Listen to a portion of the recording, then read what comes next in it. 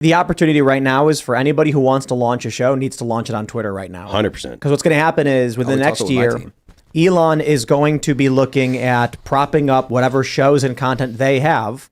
And what Elon's not going to want to do is start trying to poach outside content because it's very difficult.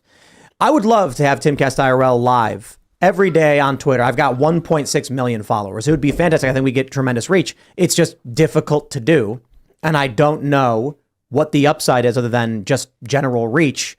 It's an investment, I understand, but it's kind of out of sight, out of mind.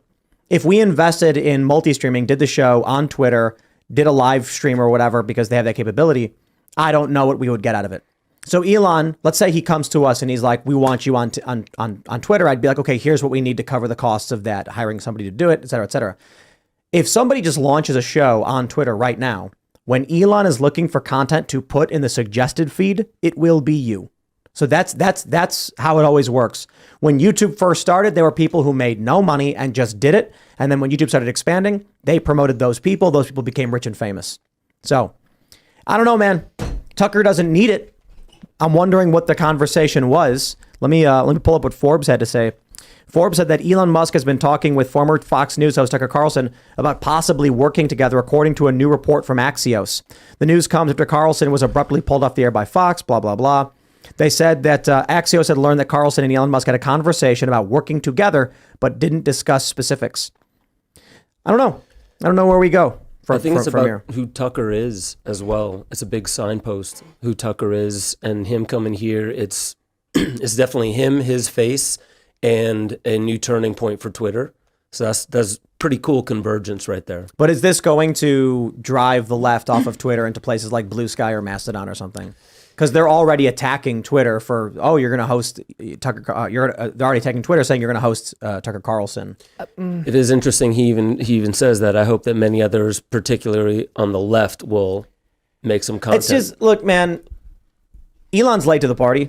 I'm glad he's at the party, but he's late to the party. He posts that meme of the left moving further and further left, and then makes a moderate right wing, and it's like, bro, that was 10 years ago. That happened 10 years ago, and you got to the party like 2 years ago. We're all so early though, Tim. Like people that are plugged in are extremely early, and normies are just catching wind of this. And I think that the whole COVID thing is, I mean, I don't want to. I'm a little hesitant to say this, but one of the actually I'll say it like this.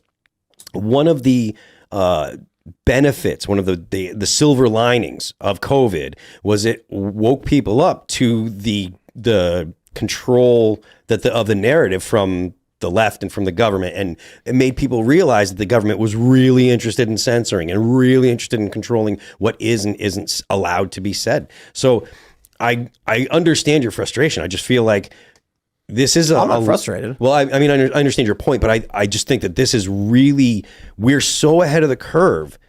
And I'm just saying, Elon, it's wishful thinking. Elon, I think doesn't understand. He understands a little bit, but he's new to this. The left is a cult. Yes. We had Lance from the Surfs on this show who admitted, I asked him, okay, earmuffs for your kids. I'll keep it family friendly to the best of my abilities. I said, if you went into MGM National Harbor, it's just south of DC, it's this big shopping center casino, and loudly proclaimed what you previously said, and what did he say? Let's just put it this way. He claimed that if a male engaged in adult activities with a biological male who was trans, it wasn't in fact gay. He said it in a different way. The much more graphic. Much more graphic description. And I said, if you ask the average person, would they agree with you? He said, no, of course not. I'm like, you're in a cult. If you believe so strongly in this worldview, and no one agrees with you at all, like the majority of the world, you are the odd person out. You are on the wrong side of history. And so with that being said, I think Elon doesn't understand the extent to which the left is in a cult and unwilling to engage and willing to burn things down for their cult. Well, I mean, there's definitely truth in that. I'll also add this, though.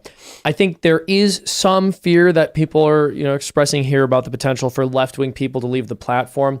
I think a lot of people who are true believers or pretty far to the left would leave. Your average, normal, run-of-the-mill left-wing person probably would not. And part of the reason these platforms were able to get away with censoring conservatives for so long is because they weren't all that afraid of like sort of a small contingent of conservatives really far to the right leaving. And so I think based on those same market principles, there's not that much of a risk of people on the left leaving. Well, I don't care if they leave. I'm not saying that they should stay.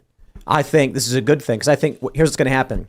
My point is, taking Twitter was one of the most powerful things you could do in the culture war. Elon Musk nailed that. Yeah, because it's like you're saying, the left dominates the space, and so default liberals fall in line. Yeah, but now with the left fleeing, it's actually a good thing because that means the popular accounts, the big accounts, the accounts that people want to aspire to be like, are going to be more moderate to right leaning, and that means regular people who are on the platform are going to see more of that.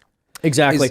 Okay, I just want to mention one more thing. Twitter does lean to the left, but it's not, like Tumblr was, where it's just overwhelmingly left-leaning, and anyone who goes there can sniff that out immediately and disregard most of what they're seeing. It's deceptive because it almost seems more moderate, even though traditionally the user base has been more left-wing, but that's been part of why it's been so powerful as a tool for framing the narrative on the part of the left. People get the feeling it's unbiased when it is really center-left.